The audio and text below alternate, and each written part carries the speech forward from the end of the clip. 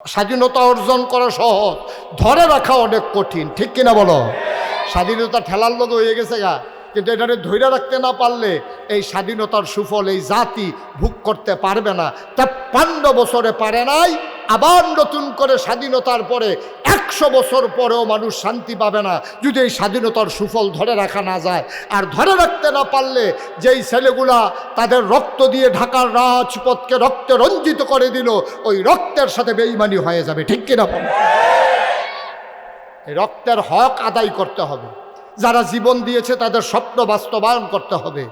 আর নাইলে আমাদের এই স্বাধীনতার কোনো দরকার ছিল না, যেমনি ছিলাম এমনিই থাকতাম।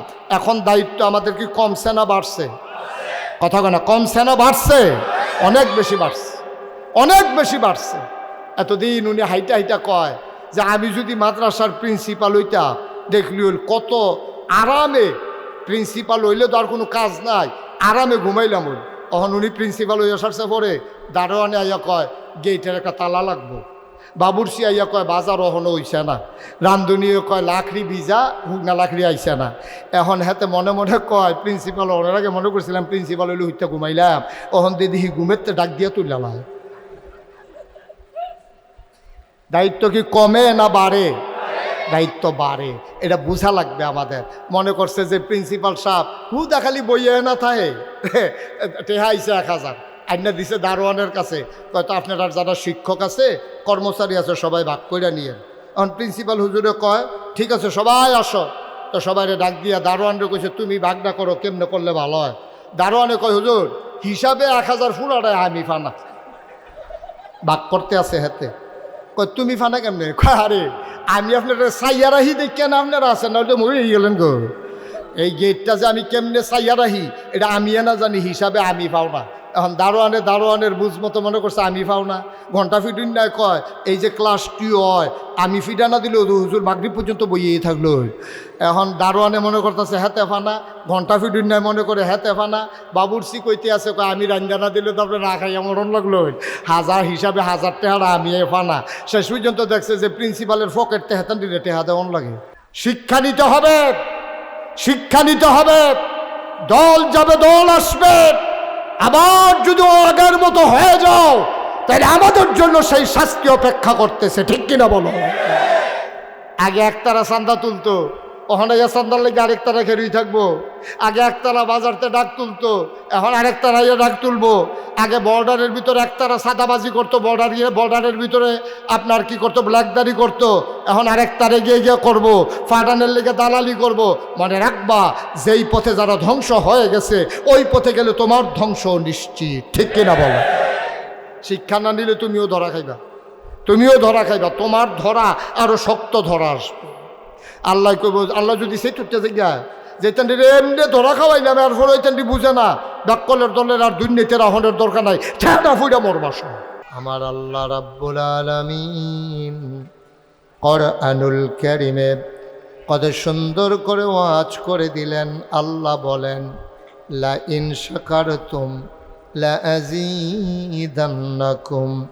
ও দুনিয়ার মানুষ, নিয়ামত পেয়ে যদি শুকরিয়া আদায় করবে, যেই নিয়ামত পেয়ে শুকরিয়া আদায় করবে, শুকরিয়া আদায়ের কারণে ওই নিয়ামত আমার আল্লাহ আরো বহুত গুণে বাড়িয়ে দেবেন। বলেন সুবহানাল্লাহ। আমার আল্লাহ রাব্বুল আলামিন যা বলেন তা করেন নাকি করেন না? কম কম না বেশি বেশি? প্রমাণ আছে নাকি নাই? কোরআনুল কারীমে 30 পারায় সূরা বুরুজের শেষ অংশে আল্লাহ কত সুন্দর করে ওয়াজ করে দিলেন। আল্লাহ বলেন ফাআলুল লিমা ইউরিদ। আমার আল্লাহ এমন আল্লাহ, তার যা মন চায় ওই কাজটাকে আমার আল্লাহ বেশি বেশি করে দেন। বলেন সুবহানাল্লাহ। আল্লাহ দুনিয়ার মানুষের মতো না। দুনিয়ার মানুষ বলে একটা করে আর একটা, ঠিক কিনা? অসুখে পড়লে একরকম, ভালো হয়ে গেলে আরেক রকম, বিপদে পড়লে একরকম, বিপদ দূর হয়ে গেলে আরেক রকম, নির্বাচনে দাঁড়াইলে একরকম, পাশ করার পরে আরেক রকম, ঠিক কিনা? এটা একটু বেশি ঠিক না? কমন পড়ে গেছে না? আমার আল্লাহ রাব্বুল আলামিন তিনি যা বলেন তিনি তাই করে দেন। তিনি কখনো ওয়াদা খেলাফ করেন না। আমার আল্লাহ নিজেই নিজের ব্যাপারে ওয়াজ করে দিলেন। আল্লাহ বলেন, ইন্নাকা লা তুখলিফুল মিআদ। আমার আল্লাহ এমন আল্লাহ, তিনি যা ওয়াদা করেন, ওয়াদার খেলাফ করা আমার আল্লাহর জন্য শোভা পায় না। বলেন সুবহানাল্লাহ। আমার আল্লাহ রাব্বুল আলামিন এমন আল্লাহ, দুনিয়ার ভিতরে তুমি চেয়ারম্যানের কাছে চাইলে না পাইলে উপজেলা চেয়ারম্যান আছে, উপজেলা চেয়ারম্যানের কাছে না পেলে এমপি আছে, পৌর মেয়র আছে, প্রধানমন্ত্রী আছে, রাষ্ট্রপতি আছে। কিন্তু আমার আল্লাহ এমন আল্লাহ, যে আল্লাহ ছাড়া আর দুনিয়াতে আর একটাও সত্তা নাই, ঠিক কিনা? আল্লাহর মতো আর কেউ নাই। তিনি রহমান, তিনি রাহিম, তিনি সত্তার, তিনি গফফার, তিনি আইয়ুব, তিনি ওয়াদুদ। এ আবার আল্লাহ রাব্বুল আলামিন তিনি যা বলেন তিনি তাই করে দেন। ও মুসলমান, মন দিয়ে শুনো, এই আল্লাহর মতো দ্বিতীয় আর কোনো সত্তা ডাকার মতো নাই, না ইবাদতের মতো আছে, না ডাকার মতো আছে।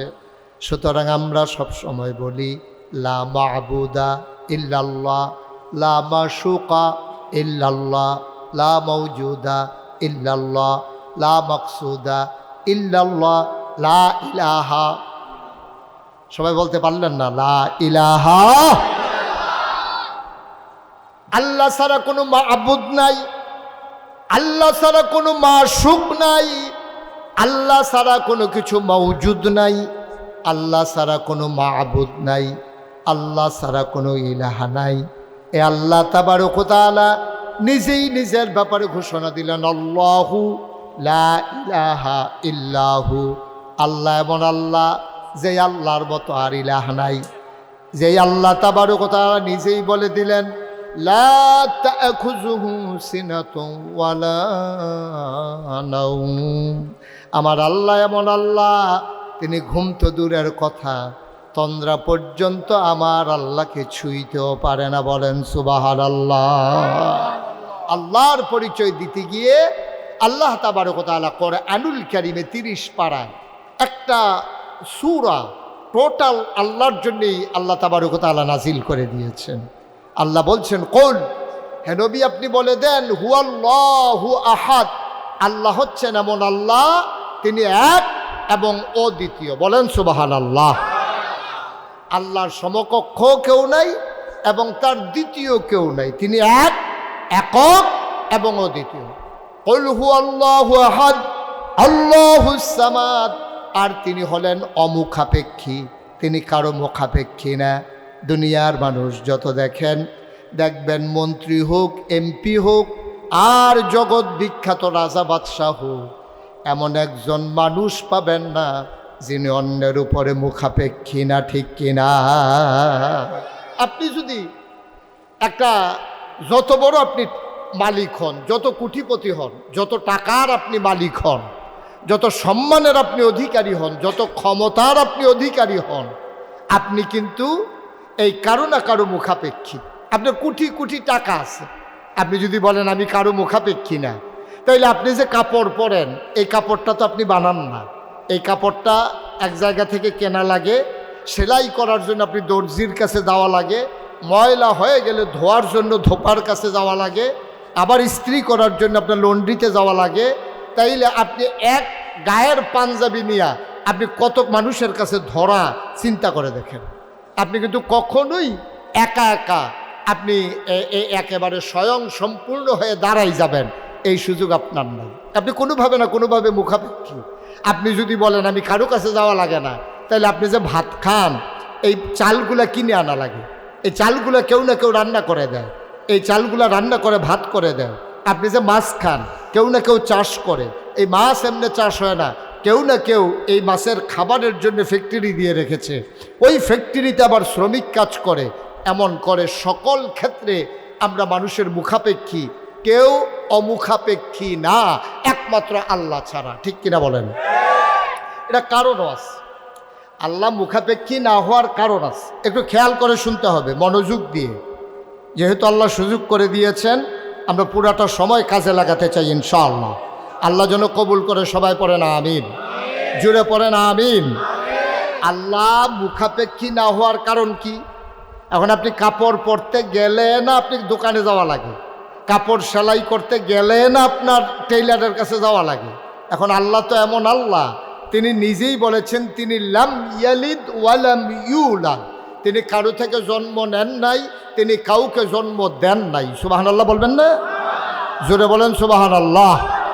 তো তিনি তার খাওয়া লাগে না। এই ছেলেরা, এই দুইটা ছেলে খুব বিরক্ত করতেছে, এই তোমরা দুইজন বিরক্ত করবা না, চুপ করে তাকাই থাকো, ভালো না লাগলে আস্তে করে উঠে যাবা, মাহফিলের পরিবেশ নষ্ট করবা না। বলেন আলহামদুলিল্লাহ। তো যেই কথাটুকুন বলতেছিলাম, এত নড়াচড়া করো না, পড়তেছো তুমি এখন হ্যাপসখানার ফলাফাইন ফরতে ফরতে এমন অভ্যাস হয়েছে, ভাত খাইতে লইল নলা ফিসে দিয়া যাইয়া লড়ে যে বেশি, তে তো মনে করছে সামনে মাথা তো গিয়ে রয়েছে ফিসে, যেন বইয়া রয়েছে হুদুদি লড়ক হত্যা। বলেন আলহামদুলিল্লাহ, জোরে বলেন আলহামদুলিল্লাহ। তো যেই কথাটুকুন বলতেছিলাম, আল্লাহ তাবারক ওয়া তাআলা হচ্ছেন এমন আল্লাহ, তিনি কারো থেকে জন্ম নেন নাই, অর্থাৎ ওনার আব্বা আম্মা নাই। সুবহানাল্লাহ বলবেন না? আবার তিনি কাউকে জন্ম দেনও নাই। এই সূরাটা এমনি এমনি আসে নাই। এই যে আল্লাহ নিজের ব্যাপারে এতগুলো কথা বলতেছেন, এখানে নবীজির কাছে আইসা তৎকালীন জমানায় ১৫০০ বছর আগে কাফেরারা আইসা বলতেছে মুহাম্মদ, সবাই পড়েন সাল্লাল্লাহু। একটু খেয়াল করে এদিকে তাকান, এত দিকে অন্যদিকে তাকানোর দরকার নেই।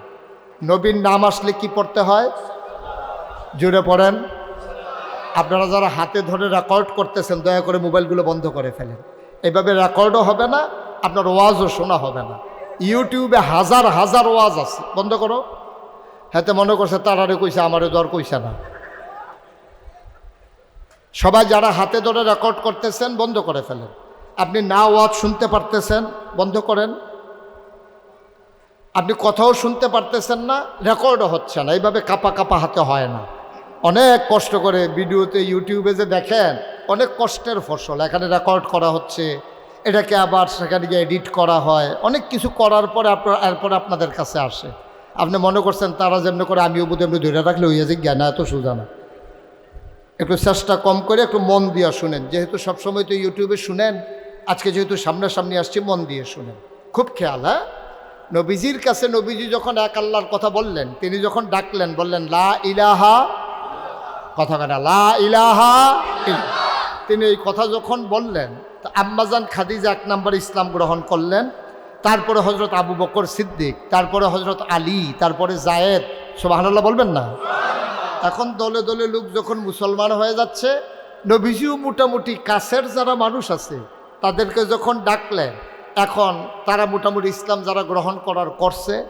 এবার আপনার এই নবীজির কাছে যখন ঘোষণা আসলো যে আপনি আপনার প্রতিবেশী, বংশধর, এলাকাবাসী, গ্রামবাসী, কাছের যারা আছে সবাইকে একটু ডাকেন।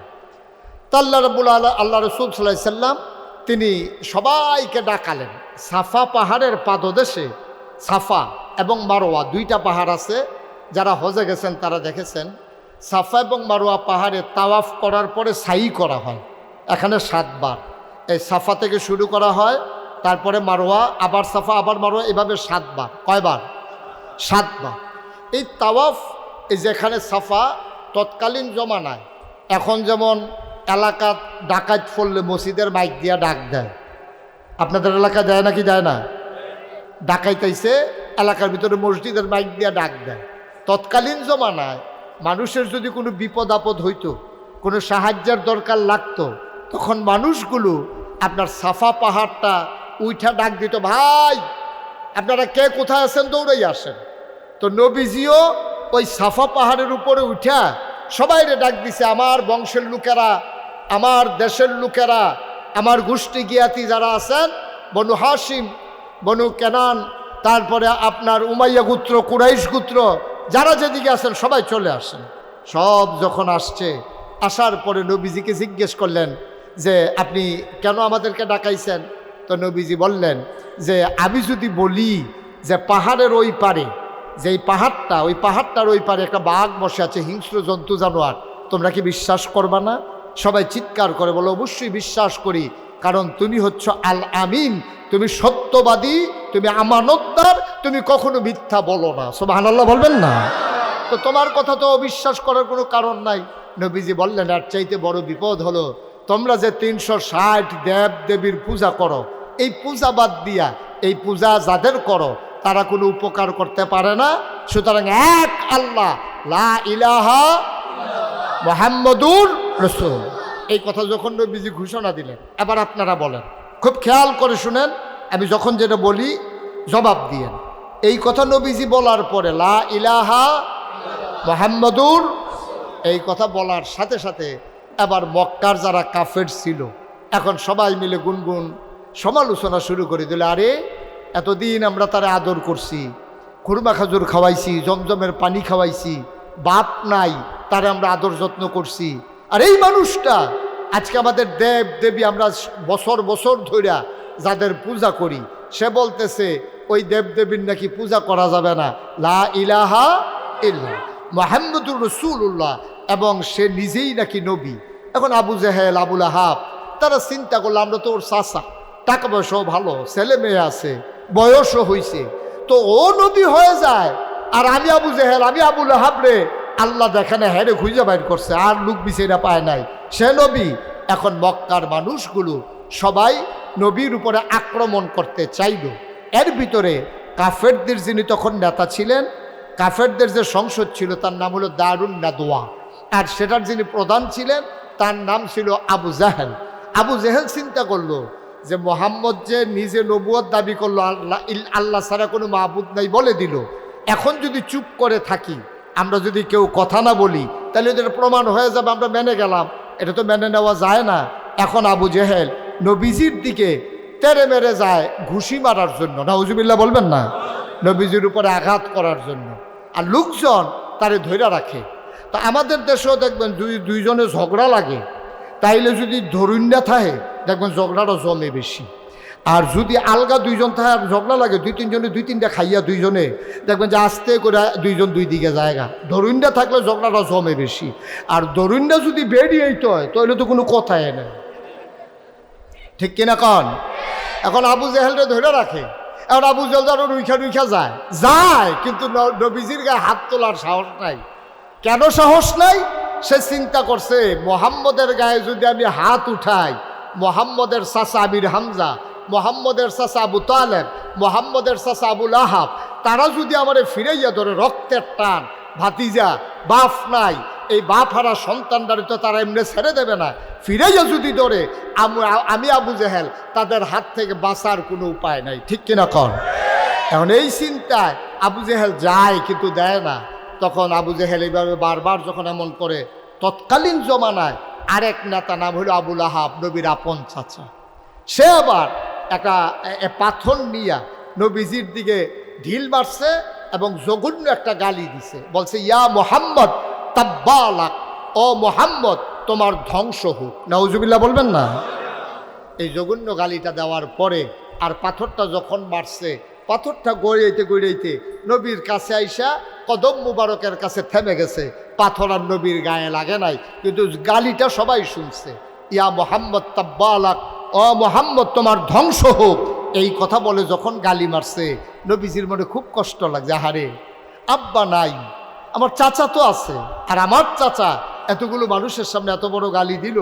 নবীর যারা নিকটবর্তী যারা মুসলমান, নতুন যারা মুসলমান, তারাও খুব কষ্ট পাইল, তারা নবীর কাছে পরামর্শ চাইল, আমরা কি বিরোধিতা করব?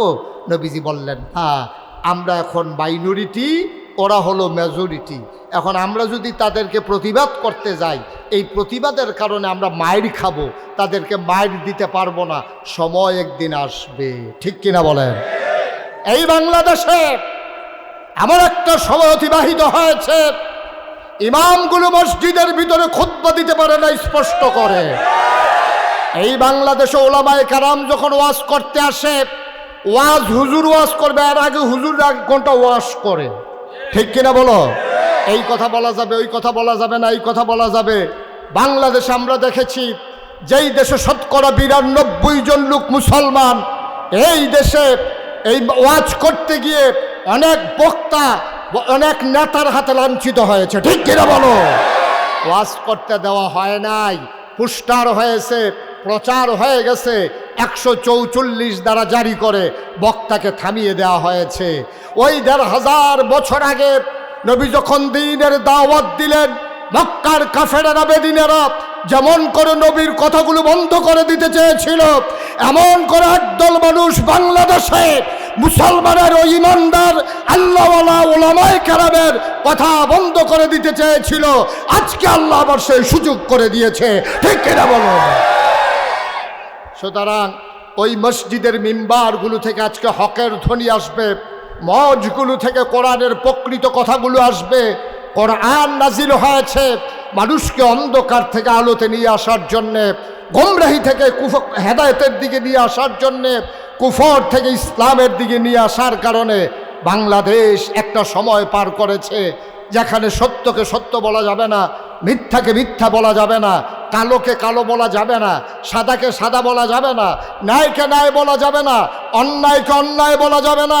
এই ব্রাহ্মণবাড়িয়া শহরে আমাদের দেখেছি, আমরা অনেক নেতা পালন করেছে যে আমি যদি আন্দোলন শুরু করি বাংলাদেশের ওই ব্রাহ্মণবাড়িয়ায় মসজিদগুলো মাদ্রাসাগুলো থাকবে না, এই কথা বলার সাহস দেখিয়েছে। ঠিক কিনা বলো?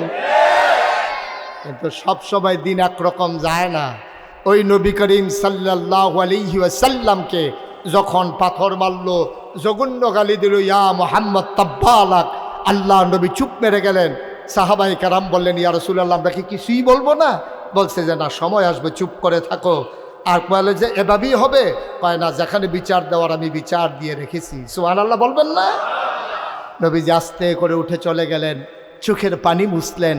সাহাবায়ে কেরাম নবীর চতুর্পার্শ্বে বসে আছেন। নবীর মনটা বড় খারাপ। সাহাবায়ে কেরাম বলতেছে, ইয়া রাসূলুল্লাহ আমাদেরকে এত বড় গালি দিল, এত বড় মারতে গেল আপনাকে, আমরা এমনি চুপ মেরে থাকবো? নবীজি বললেন, না, চুপ মেরে থাকবো না। আমি এক জায়গায় বিচার দিয়ে রেখেছি, যেখানে বিচার দিলে বিচার ফিরে না। ঠিক কিনা বলেন? এরকম একটা জায়গা আছে নাকি নাই? আছে নাকি নাই? বাংলাদেশে যখন থানাগুলো কোনো আলেমের পক্ষে দাঁড়ায় নাই, বাংলাদেশের যখন হাইকোর্ট, সুপ্রিম কোর্ট, নিম্ন আদালত যখন আলেমদেরকে লাঞ্ছিত করেছে, আলেমদেরকে যখন জেলবন্দি করেছে, আমরা তখন দেখেছি বাংলাদেশে চোর, ডাকাত, বদমাশ, গুন্ডা সিনা টান টান করে মাথা উঁচু করে বাংলার জমিনে হেঁটেছে, আর আলেমগুলো দিয়ে বাংলাদেশের জালখানা ভরে গেছে। ঠিক কিনা বলো? আমরা দেখেছি, নিজের চোখে দেখেছি, আমরা দেখেছি। আজও একজন একজন করে আলেম বের হয়ে আসতেছে। বয়োজ্যেষ্ঠ আলেমগুলো কেমন করে তারা নিষ্পেষিত করেছে, কেমন করে 13ই মে ওই শাপলা চত্বরে হেফাজতের কর্মীদের রক্তে সেদিন পিচডালা পথকে রক্তে রঞ্জিত করেছে। ঠিক কিনা বলো? নীরবে সহ্য করা ছাড়া আমাদের কোনো উপায় ছিল না। নবীজিও বললেন, চুপ মেরে থাকো, বিচার যেখানে দেওয়ার দিয়ে রেখেছি। এটা থানা না, নিম্ন আদালত না, হাইকোর্ট না, সুপ্রিম কোর্ট না, আপিল বিভাগ না, যিনি আহকামুল হাকিমিন, মহান রব্বুল আলামিনের একটা আদালত আছে। আছে নাকি নাই? এই দেশের আলেম ওলামারাও সেই আদালতে বিচার দিয়ে রেখেছে। মুরব্বী আলেমেরা জায়নামাজ ভিছিয়েছে মসজিদের ভেতরে, সাজদায় গিয়ে কেঁদেছে, কারণ তারা জানে নবীজি বলেছেন, লা হিজাবা বাইনাহু ওয়া বাইনাল্লাহ, ওই মাজলুমের সাথে আর আল্লাহর সাথে কোনো পর্দা নাই, ডাক দিতে দেরি, কবুল হতে দেরি নাই। ঠিক কিনা বলো? তো তারা ডাক দিয়েছেন কার কাছে? কথা কয় না, কার কাছে? বিচার দিয়েছেন কার কাছে? তো হুজুররা এটা পাইলো কই যে আল্লাহর কাছে যে বিচার দেওয়া লাগে? এটা পাইছে নবীজির কাছে। ঠিক কিনা বলো? নবীজি এটাই করছে, চুপ মেরে বসে আছে। বলছে যে ইয়া রাসূলুল্লাহ বিচার কি দেওয়া হয়ে গেছে? কহ বিচার দিয়ে রেখেছি আল্লাহর দরবারে। এখন বিচার তো দেওয়া হয়ে গেছে। নবী চুপ মেরে আছে, সবাই মিলে বসে আছে। ওই দিক দিয়ে কাফের বেদিনেরা মজা মারতে আছে। আবুল আহাব তার কর্মী বাহিনীরে বলতে আছে, এই মোহাম্মদরে যে ঢিল মারছিলাম এটা কেমন হয়েছে? ভাই সাহেব বরাবর তো গেছিল, কিন্তু শক্তি কম। এটা দুধ ডিম খান না, দুধ মুধ খাইয়েন, তাইলে না শক্তি হইব। আপনি ঢিল মারছেন, এটা তো ফায়ার কাছে গিয়ে থাইমা গেছে, গায়ে তো আর লাগে নাই। কই দিছিলাম তো জোরে, আগ বইল না কি লেগে, এটাও তো বুঝলাম না। এরকম আলাপ সালাপ চলতে আছে। এর ভিতরে হঠাৎ করে নবীজির কাছে সালাম দিলেন। নবী বললেন ওয়ালাইকুম আসসালাম। সাহাবায়ে কেরাম তো বুঝলেন না কাকে সালাম দেওয়া হলো। নবীজির কাছে জিবরাইল কানের কাছে এসে সালাম দিয়ে দিলেন, আসসালাতু আসসালামু আলাইকা ইয়া রাসূলুল্লাহ, আসসালাতু আসসালামু আলাইকা ইয়া হাবিবাল্লাহ, আসসালাতু আসসালামু আলাইকা ইয়া শাফিয়াল মুজনুবিন, আসসালাতু আসসালামু আলাইকা ইয়া রাহমাতাল লিল আলামিন। সুবহানাল্লাহ বলবেন না? আল্লাহর নবী বললেন ওয়ালাইকুম আসসালাম। সাহাবায়ে কেরাম চমকে উঠলেন, তারা থমকে দাঁড়ালেন, তারা আশ্চর্যান্বিত হয়ে গেলেন। নবী কার সালামের জবাব দিলেন? কাউকে তো দেখি না। হঠাৎ করে নবী মুচকি হাসলেন, সাহাবায়ে কেরামকে বললেন, তোমরা জানতে চেয়েছিলে আমাকে যে ঢিল মারা হলো, গালিগালাজ করা হলো, আমি বিচার দিয়েছি কিনা জানতে চেয়েছিলে। বিচার আমি জায়গা মতো দিয়ে রেখেছিলাম। জবাব চলে আসছে আহকামুল হাকিমিন, আল্লাহর দরবার থেকে। আল্লাহ তাবারক ওয়া তাআলা এবার জিবরাইলের মাধ্যমে নবীর কানে কানে বলে দিলেন। জিবরাইল বলেন, ইয়া রাসূলুল্লাহ, আপনি কি আল্লাহর দরবারে কোনো বিচার দিয়েছিলেন নাকি? আল্লাহর নবী কয়, হ্যাঁ, ওই আবু জাহেল আবুল আহাব যখন আমাকে ধ্বংস করতে চাইল, আমাকে যখন বলল ইয়া মুহাম্মদ তাব্বালাক, আমি নবীর আল্লাহর দরবারে বিচার দিয়েছিলাম। সালাম এসে কয়, আপনার বিচারের রায় আল্লাহ পাঠিয়ে দিয়েছে। সবাই ঘুমাই গেছেন না? তো এইরকম একটা কথা সুবহানাল্লাহ না কইলে এত ভালো জায়গায় পাইবেন কখনো আপনারা? এদিকে ঘুরে বনফাসি একটা ঘুরান, এত দিকে চাইয়েন না, আমার দিকে চাইয়া থাকে। আমি তো আপনার দিকে চাই, আমি দেখি এইদিকে চাইয়া রয়েছেন, তো কই চাইতাম? আমিন কন, জুড়ে কন। জিবরাইল আইসা কইয়া, হ্যাঁ রাসূল, আল্লাহ রাসূল, আপনি কি আল্লাহর কাছে কোনো বিচার দিছিলেন? কয় যে বিচার তো একটা দিছিলাম। কি হয়েছে? কয় রায় তো আল্লাহ পাঠাই দিছে। সুবহানাল্লাহ বলবেন না? রায় চলে আসছে তো তাড়াতাড়ি। কয় হ্যাঁ, এটা দ্রুত আদালত, ট্রাইব্যুনাল, এখনো দেরি নাই। রায় লগে লগে রাইতের 3টার সময় ট্রাইব্যুনালে বিচার হয়ে যায়। কয় কি বিচার আসছে, জবাব কি আসছে? এই জবাবটা আমরা সবাই জানি। হ্যাঁ, সবাই মিলে আমরা পড়ি। কোরআনে ঢোকার আগে বারদুদ শয়তান থেকে ফেলে চাই, যিনি রহমান যিনি রহিম, তার নামে চলো শুরু করি, সবাই পড়ি। আউযু বিল্লাহি মিনাশ শাইতানির রাজিম। বিসমিল্লাহির রাহমানির রাহিম।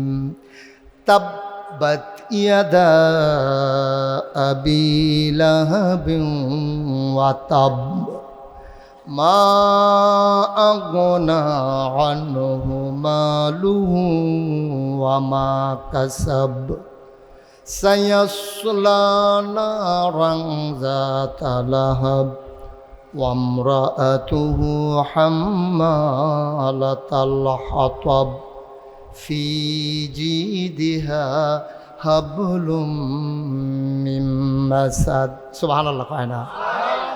আল্লাহ ডাক দেয়া কয়, ও নবী আমার, তাব্বাত ইয়াদা, তাব্বাত মানে ধ্বংস হয়ে গেছে, ইয়াদা দুই হাত, আবি লাহাব আবু লাহাবের। সুবহানাল্লাহ বলবেন না? আবু লাহাব যেই হাতে ঢিল মারছিল, আল্লাহ হুকুম করে দিলেন, রায় দিয়ে দিলেন, বিচারের রায় প্রকাশ হয়ে গেল। আহকামুল হাকিমিন তার মেসেঞ্জার জিবরাইলকে দিয়া, যিনি সেই দিন মাজলুম নবীজির কাছে বিচারের রায় পৌঁছে দিলেন, বললেন তাব্বাত ইয়াদা, ধ্বংস হয়ে গেছে দুই হাত, আবি লাহাব আবু লাহাবের, ওয়াতাব এমন ধ্বংস হয়ে গেছে, ট্রমা সেন্টারে নিতে পারবা, কবিরাজের বাইত নিয়ে সডি বানতে পারবা, গলায় হাত ঝুলাই দিতে পারবা, এমন ভাঙ্গা ভাঙছে, আর কোনো দিন জোড়া লাগবে না। তার দুই হাত ধ্বংস হয়ে গেছে। এখানে কথা আছে, আবু লাহাব যখন ঢিল মারছিল তখন কি দুই হাতে ঢিল মারছিল না এক হাতে ঢিল মারছিল? কথা বুঝেন নাই আমার? আমি তো বোধহয় ওয়াজ করতে পারবো না ভাই, সব সুপ মাইরা ডিব্বা যেমন বইয়া রয়েছে, কি লেগে যে আল্লাহ জানে। একটু জবাব দিয়ে, যখন ঢিল মারছে এক হাতে দিছে না দুই হাতে দিছে? এক হাতে ঢিল মারছে। এখন আল্লাহ কি কয়? তাব্বাত ইয়াদা, ধ্বংস হয়ে গেছে দুই হাত।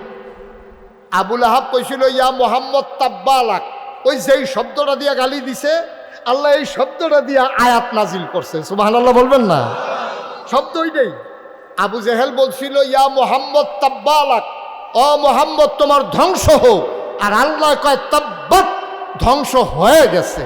সে কইছিল ধ্বংস হোক, আর আল্লাহ কয় ধ্বংস হয়ে গেছে। ইয়াদা, দুই হাত, আবি লাহাব, আবু লাহাবের এমন ধ্বংস হওয়া হয়েছে যে এই হাত আর কোনো কাজেও লাগবে না। সুবহানাল্লাহ বলবেন না? এখন প্রশ্ন হলো, আল্লাহ যে কইল দুই হাত ধ্বংস হয়, এখানে বাচ্চারা আওয়াজ, আল্লাহ যে বলল দুই হাত ধ্বংস হয়ে গেছে, তো আবু লাহাব কি ঢিল মারছিল দুই হাতে না এক হাতে? তা এক হাতে ঢিল মারছে, এখন এক হাতের যেই বিচার করার এই বিচার করুক। আল্লাহ দুই হাতের বিচার করবে কেন? ঢিল মারছে এক হাতে, বিচার করব দুই হাতের, এটা কারণটা কি? মুফাসসিরিনে কেরাম কয় তোমরার মতো বুঝ লইয়া আল্লাহ চলে না। আল্লাহর একটা আলগা বুঝ আছে নাকি নাই? আল্লাহ যা বুঝে আমরা কি তা বুঝি? বুঝেন আল্লাহ তাবারক ওয়া তাআলা বুঝ কইরেই কইছে দুই হাত ধ্বংস হোক। কারণ হচ্ছে মুফাসসিরিনে কেরাম কয় যখন কোনো মানুষ ঢিল মারে, দেখবেন এই বাংলাদেশে যখন ক্রিকেট খেলে, ক্রিকেট খেলার সময় যে বোলার সে যখন বল করে অনেক দূরে চইলা যায়, দূরে চইলা তখন একটা হাতে বলটা ধইরা রাখে, আর এক হাত শরীরের লগে গামছা দিয়া বাইন্দা লয়। কথা কয় নাকি দড়ি দিয়া বাইন্দা লয় না? যেহেতু বল করবো এক হাতে, হেই হাতের কি দরকার? এটা কি বাইন্দা লয়?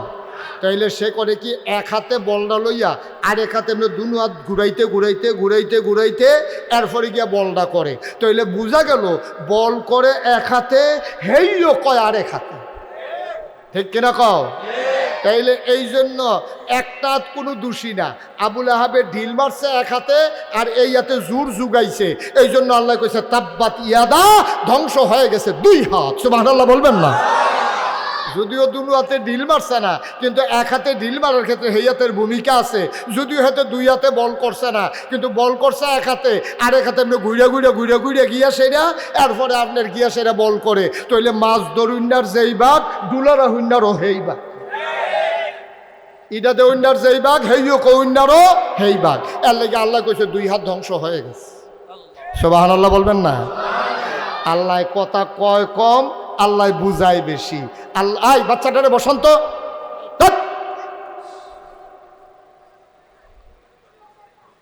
সবাই কন আমিন, জোরে কন আমিন। খুব খেয়াল করে একটু মনোযোগের সাথে শুনতে হবে, অনেক কথা আছে। দেশের দ্বিতীয় স্বাধীনতার পরে আবার যদি দেশকে নতুন করে গড়তে হয়, ফান্ডামেন্টাল কিছু ডিসিশন নিতে হবে। ঠিক কিনা বলো? এমনি আগের মতো যেমনি মনসা এমনি এই কারবার আর হবে না, বুঝ করে চলা লাগবে। নাইলে স্বাধীনতা অর্জন করা কঠিন, ধরে রাখা অনেক। স্বাধীনতা অর্জন করা সহজ, ধরে রাখা অনেক কঠিন। ঠিক কিনা বলো? স্বাধীনতা ঠেলার লোক হয়ে গেছে গা, কিন্তু এটাকে ধৈর্য রাখতে না পারলে এই স্বাধীনতার সুফল এই জাতি ভোগ করতে পারবে না। 53 বছরে পারে নাই, আবার নতুন করে স্বাধীনতার পরে 100 বছর পরেও মানুষ শান্তি পাবে না যদি এই স্বাধীনতার সুফল ধরে রাখা না যায়। আর ধরে রাখতে না পারলে যেই ছেলেগুলা তাদের রক্ত দিয়ে ঢাকার রাজপথকে রক্তে রঞ্জিত করে দিল, ওই রক্তের সাথে বেঈমানি হয়ে যাবে। ঠিক কিনা বলো? এই রক্তের হক আদায় করতে হবে। যারা জীবন দিয়েছে তাদের স্বপ্ন বাস্তবায়ন করতে হবে। আর নাইলে আমাদের এই স্বাধীনতার কোনো দরকার ছিল না, যেমনি ছিলাম এমনিই থাকতাম। এখন দায়িত্ব আমাদের কি কমছে না বাড়ছে? কথা কেনা কমছে না বাড়ছে? অনেক বেশি বাড়ছে, অনেক বেশি বাড়ছে। এতদিন উনি হাইটা হাইটা কয় যে আমি যদি মাদ্রাসার প্রিন্সিপাল হইতাম, দেখলি কত আরামে, প্রিন্সিপাল হইলে তো আর কোনো কাজ নাই, আরামে ঘুমাইলাম। ওই তখন উনি প্রিন্সিপাল হইয়া সারছে পরে দারোয়ানে আইয়া কয় গেটের একটা তালা লাগবো। বাবুরসি আইয়া কয় বাজার অহনো হইছে না। রান্ধনীয় কয় লাকড়ি ভিজা, হুকনা লাকড়ি আইছে না। এখন হাতে মনে মনে কয় প্রিন্সিপাল ওনার আগে মনে করছিলাম প্রিন্সিপাল হইলে হইতে ঘুমাইলাম, ওহন দিদি ঘুমের তো ডাক দিয়া তুললাম। দায়িত্ব কি কমে না বাড়ে? দায়িত্ব বাড়ে, এটা বোঝা লাগবে আমাদের। মনে করছে যে প্রিন্সিপাল সাহেব হুদা খালি বইয়ে না থাকে, টেহা আইছে 1000 আইনা দিছে দারোয়ানের কাছে, হয়তো আপনার আর যারা শিক্ষক আছে কর্মচারী আছে সবাই ভাগ করে নিয়েন। এখন প্রিন্সিপাল হুজুরে কয় ঠিক আছে সবাই আসো। তো সবাই ডাক দিয়া দারোয়ানরে কইছে তুমি ভাগটা করো, কেমনে করলে ভালো হয়। দারোয়ানে কয় হুজুর হিসাবে 1000 ফুলাটায় আমি ফানা ভাগ করতে আছে হাতে। কয় তুমি ফানা কেমনে? কয় আরে আমি আপনার সাইয়া রাহি দেখি না আপনারা আছেন না, ওটা মরে গেলেন গো। এই গেটটা যে আমি কেমনে সাইয়া রাহি এটা আমি না জানি, হিসাবে আমি পাও না। এখন দারোয়ানের বুঝ মতো মনে করছে আমি পাও না।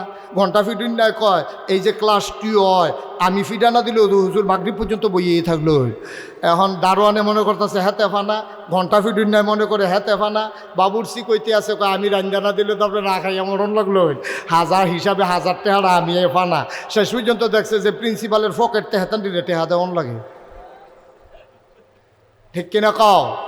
আমরা দূর থেকে কথা বলা সহজ, ভাই সাহেব এই কথাকে কাজে লাগানো বড় কঠিন। ঠিক কিনা বলেন? কথা কেনা ঠিক কিনা? খুব খেয়াল করে শুনতে হবে। এখন নবীজি আল্লাহ তাবারক ওয়া তাআলা কি কইল? তাব্বাত ইয়াদা আবি লাহাবিন ওয়া তাব।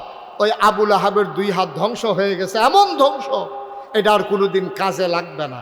এখন আমরা তো কইছি যে আল্লাহ এটা তো ঠিক করছে না, এটা দিছে এক হাতে, এখন 2 হাতের দুষ্ট হইল কি? এই কথা বইলে আমরা মনে করছি যে আল্লাহ একটু বোধহয় কেমন জানি কইরা লাইছে। বিষয়টা এমন না। আল্লাহ কথা কয় কম, আল্লাহ বুঝায় বেশি। যদিও আল্লাহ বলছে 2 হাত ধ্বংস হয়ে গেছে, মুফাসসিরিনে কয় 2 হাত মানে 2 হাত না, 2 হাতের ভিতরে আছে আরো 6 হাত, মোট 8 হাত আবু লাহাবের ধ্বংস হয়ে গেছে। কয় হাত? কথা কেন কয় হাত? তো মানুষের হাতে আছে 2 হাত। আপনি যদি কোন হুজুর 8 হাত পাইলেন কো বুঝাইয়া কইতে আসি, আমি কইয়া যাবো আপনার একটু গন্যা চাইয়া না 8টা হয় কি না। এবার আবার শুরু ইনশাল্লাহ। হ্যাঁ, ডাইন হাত সবাই বলেন, ডাইন হাত। আমরা দরকার কয়টা? কথা কেন কয়টা দরকার? আমি তো 8টা বলছি, 8টা পাওয়া লাগবে তো। ডাইন হাত, আরে জুড়ে কন সবাই মিলে আমরা গন্যা দেখি 8টা হয় কি না। ডাইন হাত, বাম হাত, দুনিয়া, আখিরাত। আহা, কথা হয়েছিল আমি কয়াম আপনারা গণবেন, তো আপনারা আমার লগে লগে কইলে আর গণে গেলা। ডাইন হাত, বাম হাত, দুনিয়া, আখিরাত, ছেলে মেয়ে বউ মিলাইয়া করা হয়েছে ফার্স্ট, এরপর হইল সম্পদ। নাউজুবিল্লাহ কয় না? জোরে কয় না নাউজুবিল্লাহ? তাইলে ডাইন হাত, বাম হাত, দুনিয়া, আখিরাত, ছেলে মেয়ে এবং এরপরে সম্পদ, এই 6 হাত। আমি 8টা বলছিলাম, 6 হাত। আল্লাহ কইছে 2 হাত, ভিতরে আছে 6 হাত। সুবহানাল্লাহ বলবেন না? ডাইনা তো শেষ, বামা তো শেষ, দুনিয়াও শেষ, আখিরাতও শেষ, ছেলে মেয়েও বউও শেষ, তার সম্পদও শেষ। তো তার আর আছে কিতা? তেজও নাই। যার এই 6টা জিনিস নাই তার আর থাকে কি কোন? তার আর কিছু আছে? আমার কথা কথা, তার আর কিছু আছে? তার ডাইনা তো নাই, একটা মানুষের ডাইনা তো নাই, বামা তো নাই, দুনিয়াও শেষ, আখিরাতও শেষ, ছেলে মেয়ে বউও নাই, তার সম্পদও নাই, দেখো আমিও নাই। তার আর কোনো কিছু দরকারে নাই। এই 6টা জিনিস আল্লাহ তাবারক ওয়া তাআলা নির্ধারণ করে দিয়েছেন, তার আর এই 6টা জিনিস কোনো কাজে লাগবে না। তাব্বাত ইয়াদা, ধ্বংস হয়ে গেছে তার 2 হাত, ভিতরে আছে 6 হাত। এই 6টা জিনিস কোনো কাজে লাগবে না। যারা আল্লাহর নাফরমানি করে, যারা নবীর দুশ্মনী করে, ইসলামের সাথে যারা টক্কর দিতে চায়, তারা যুগে যুগে এই আবু লাহাবের মতো ওই তাদের সব কিছু ধ্বংস হয়ে যাবে। ঠিক কিনা বলো? তার প্রমাণ আছে নাকি নাই? তার প্রমাণ আছে নাকি নাই? আমরা আলেম ওলামারা খুব খেয়াল করেন, আমরা আলেম ওলামারা আমরা কিন্তু সম্পদের ভাগ চাই নাই, আমরা কোনো মন্ত্রী হওয়ার জন্যও চাই নাই, আমরা এমপি হওয়ার জন্যও চাই নাই। আমরা চাইছিলাম আমাদের দ্বীনের মার্কাজগুলো ঠিক থাকুক, আমাদের আদর্শের উপরে আঘাত পড়ে এমন কাজগুলো বন্ধ করে দেওয়া হোক। আমরা চাইছিলাম মূর্তি পূজার নামে, মূর্তির নামে মূর্তি পূজা বন্ধ করা হোক। আমরা চেয়েছিলাম প্রাণ ভরে বাংলার মুসলমান দ্বীনি দায়িত্ব পালন করতে পারে সেই সুযোগ করে দেওয়া হোক। আমরা ক্ষমতার ভাগ চাই নাই, কিন্তু যখন আমরা যা আল্লাহর হুকুমকে পালন করতে চেয়েছিলাম, এইটার উপরে যারা বাধা হয়ে দাঁড়িয়েছে, আল্লাহ তাবারক ওয়া তাআলা তাদের ডান হাত, বাম হাত, দুনিয়া, আখিরাত, সম্পদ, সন্তান এবং সব কিছু তার বরবাদ করে দিয়েছে। ঠিক কিনা বলো? রান্না করা খাবারগুলো পর্যন্ত আল্লাহ তাদেরকে খাইতে দেয় না। আমরা শিক্ষা গ্রহণ করি না। যুগে যুগে আল্লাহর দুশ্মন যারা, ইসলামের যারা দুশ্মন, তাদের উপরে এই রকম গেছে, কিন্তু আমরা বুঝি নাই, আমরা পোড়া কপাল। আমরা এই শিক্ষা গ্রহণ করি না। আজকে থেকে আমাদেরকে শিক্ষা গ্রহণ করা লাগবে। আরে মিয়া, আপনি ব্যক্তিগতভাবে আমার বিরোধিতা করেন, ব্যক্তিগতভাবে ওনার বিরোধিতা করেন, এটা হলো এক জিনিস। আর ইসলামের কারণে আপনার বিরোধিতা, এটা আরেক জিনিসটা আল্লাহ বরদাস্ত করেন না। ঠিক কিনা বলেন? ব্যক্তিগত বিরোধ এক জিনিস, আর ধর্ম নিয়ে বাড়াবাড়ি হলো আরেক জিনিস। সব কিছুতে কথা বলা যায় না, সব কিছুতে হাত দেওয়া যায় না। হাত দিতে গেলে হাত আর হাত থাকে না, হাত পুড়ে যায়, ধ্বংস হয়ে যায়। এই আয়াত কিন্তু এই বর্তমান জমানায় নাজিল হয় নাই। আয়াত নাজিল হয়েছে ১৫০০ বছর আগে। যুগে যুগে যারাই বাড়াবাড়ি করেছে তাদের জন্য যেন আয়াতটা নতুন করে নাজিল হয়েছে এমন প্রমাণ হয়। ঠিক কিনা বলো? এখন আল্লাহ যে বললেন তার সব কিছু ধ্বংস হয়ে যাবে, এখন কি ধ্বংস হইল এটা আমাদের জানার একটু দরকার আছে নাকি নাই? আল্লাহ তো কইছে তার 6টা জিনিস থাকবে না। এখন দেখি শুরু হয়েছে কি দিয়া? আল্লাহ কই শুরু করাম তার বউয়েরই দিয়া। তার কারে দিয়া? বউয়েরই দিয়া শুরু হইব। ঘরে দিয়া যদি আগুন লাগাই দেওয়ান যায়, তে মনে করলো সবসময় খলার উপরে হত্যা হয়েছে, বাইদে বাইদে উল্টাই নিয়ে এসার। আল্লাহ আগুন লাগাই দিছে ঘরে দিয়া। আবুল আহাবের বউটা ছিল জঘন্য খারাপ। জঘন্য না নগণ্য? আমার কথা কেন, নগণ্য না জঘন্য? জঘন্য খারাপ ছিল আবুল আহাবের বউ। বাংলাদেশেও দেখবেন এইরকম গ্রাম অঞ্চল থেকে শুরু করে রাষ্ট্রের সর্বোচ্চ পর্যায় পর্যন্ত এমন অনেক মহিলা আছে যাদের জ্বালায় সবাই অতিষ্ঠ। ঠিক কিনা কন?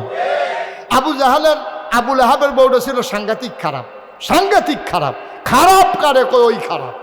আবুল আহাবের বউ যখন নবীজি কইছে লা ইলাহা ইল্লাল্লাহ মুহাম্মাদুর, আবুল আহাবের বউ ওই দিন রাত্রেই রাগ হয়েছে। হ্যাঁ, আমার স্বামী আবুল আহাব উনি হইল মোহাম্মদের চাচা, মোহাম্মদের বাপ নাই, মোহাম্মদের চাচা হইল আমার স্বামী। টাকা পয়সাও বেশি, দেখতে শুনতেও সুন্দর। ওনার মতো মানুষরে বাদ দিয়া মোহাম্মদের খোদায় মোহাম্মদরে বার করছে নবীর লেগিয়া। আচ্ছা হইব খেলা। এখন নবী যখন হাইটা হাইটা ঘর থেকে কাবাগরের দিকে যায়, এই মহিলাটা রাস্তার ভিতরে এরকম কাটা বিছাই রাখতো, বিছাইয়া আবার জানালা দিয়া তাকাই থাকতো।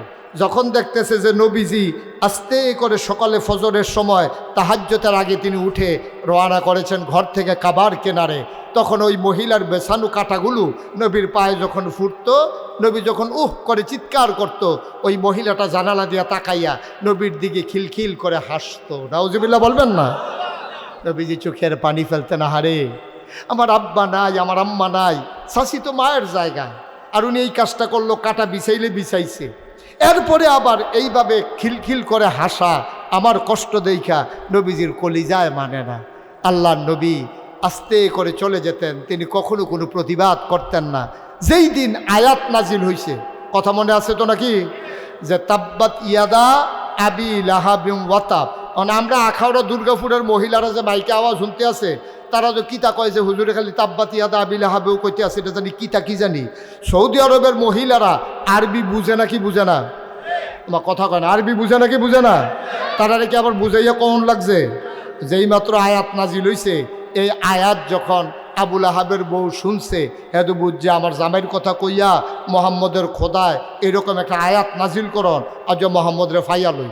এই বেডি একটা দাও লইয়া আস্তে করে এই মদিনা মক্কার রাস্তা, মদিনা এই রাস্তা মক্কার রাস্তায় রাস্তায় এই মহিলা ঘুরতে আসে। যারই পাই তার এই জায়গায়, ও মোহাম্মদরে দেখছো?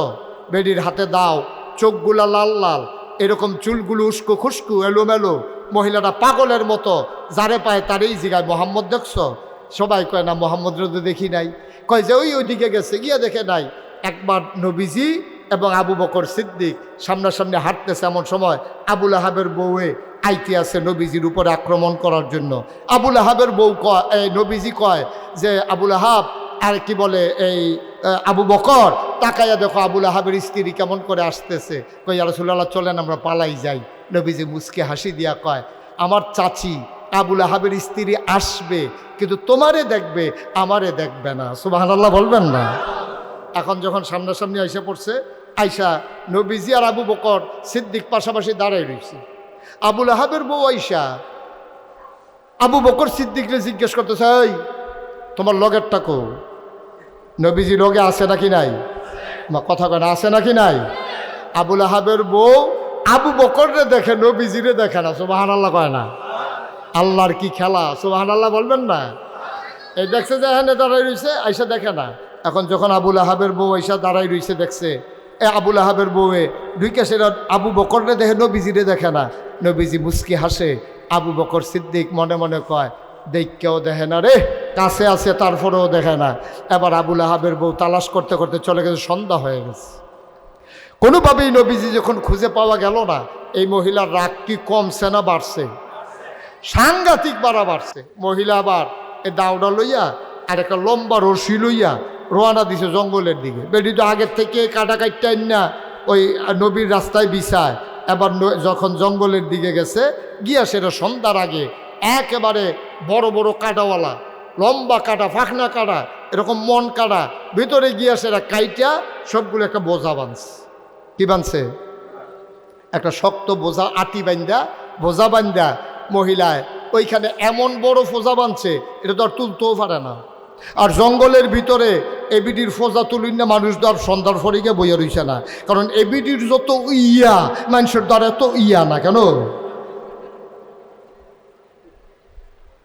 এই বেডির একটু বেশি ইয়া। বেশি কি ইয়া না, কন যেত না কি? নাউজুবিল্লাহ কইতেন না, জোরে কইতেন না নাউজুবিল্লাহ। বেডি ফোজা বান্ধা তুলতে পারে না। বেডি এখন চিন্তা করতেছে, কি রে কারবার কি। এখন দেখে যে কেউ উঠেন না নাই। এমন সময় বেডি চিন্তা করলো, কি করো, শয়তান আইয়া বুদ্ধি দিছে তো। শয়তানে খুব খেয়াল করেন, সিহন কথা তো আমরা আইয়া পড়ছি আসল জায়গায়। এখন শয়তান আইয়া চিন্তা করছে যে একটা বুদ্ধি দেওয়ার দরকার, এখানে সাইজ করে নেওয়ার দরকার। শয়তান আইয়া বুদ্ধি দিছে, এটাতে যদি কোনো মতে একটা ওসা পাহাড়ের ফাত্তরের উপরে তুলন যায়, তাহলে মাথাটা নোয়াইয়া তুমি আস্তে কইরা এটা যদি মাথার লইতে পারো, দাঁড়াইয়া বাইতে না একটা যাওন, এটা কোনো সমস্যা হইতো না। যেই বুদ্ধি সেই কাম। বেরিয়ে করছে কি, একটা ফাত্তরের উপরে নিয়ে ঠেল্লা ঠুল্লা ফোজাটারে তুলছে। তোলার পরে দেখে যে পিছনে আরেকটা পাথর, জায়গাটা খেয়াল করেন। মনে করেন এটা একটা পাথর, এই পানির বোতলটা একটা পাথর, এই টিস্যু বক্সের উপরে নিয়ে তুলছে ফোজাটা, পিছন দিয়া পানির এই বোতলটা। এই মাঝের জায়গাটার ভিতরে আবুল আহাবের বউয়ে দাঁড়াইছে, সামনে ফোজা, পিছনে পাথর। এবারে মাথা নোয়াইয়া যখন ফোজারে গৈরান দিছে, কি আল্লাহর ফেরেশতা আঙ্গুল দিয়ে গুতা দিয়া নিছে, কেটে আর কি জানি। এখন গুতার লগে এখন ফোজা আপনার গেছে গা আপনার পিছন দিয়া। তো বেরিয়ে ফোজা বান্ধা দিছে হরখা গিট্টু। কি গিট্টু? আপনার এগুলো হরখা গিট্টু চিনেন তো নাকি? আপনারা তো মাশাআল্লাহ সহজ চিন্না লাইছেন হরখা গিট্টু। আমি কক্সবাজার গেছিলাম মাহফিল, তারারে কইছি হরখা গিট্টু। তারা আমার ভাই চাইয়া রয়েছে, কত বুঝাইলাম ভাই, এমনি ফইলা দিয়া সেটা উল্টাইয়া যে দেয় হেইডা, তারা চাইয়ে রয়েছে, তারা বুঝাইতামে পারি না। লগে এক ফাজেল মাদ্রাসার প্রিন্সিপাল আছেন, এবারে করলাম ভাই, তারা তো আমি গিট্টুটা চিনাইতাম পারতেছি না, আপনি একটু বুঝাইয়া কর না। এবার আমার দিকে হাসি দিয়া আমি বুঝলে না, তারারে বুঝাইতাম।